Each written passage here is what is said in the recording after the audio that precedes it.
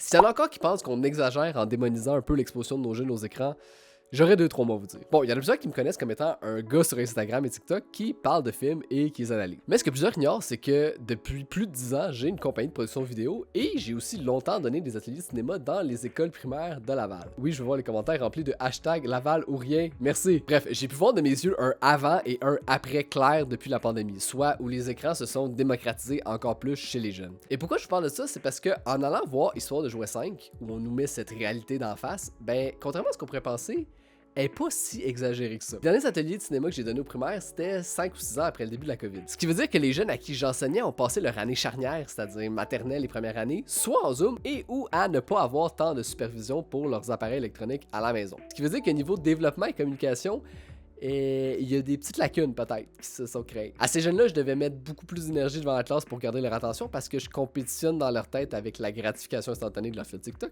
Mais je devais aussi leur réapprendre certains réflexes de base qui ont été perdus dans le monde virtuel. J'étais rendu à la fin, je vous jure, je me devais d'ajouter un 5 minutes à mon atelier habituel pour leur expliquer que dans un film, et accessoirement dans la vraie vie, il fallait regarder la personne qui est en train de parler.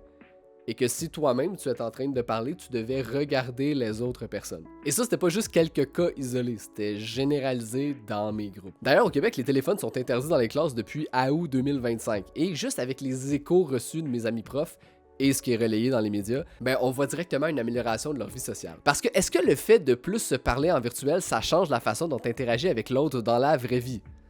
Absolument. Après ça, est-ce que les médias sociaux et les écrans n'apportent que du négatif à nos jeunes?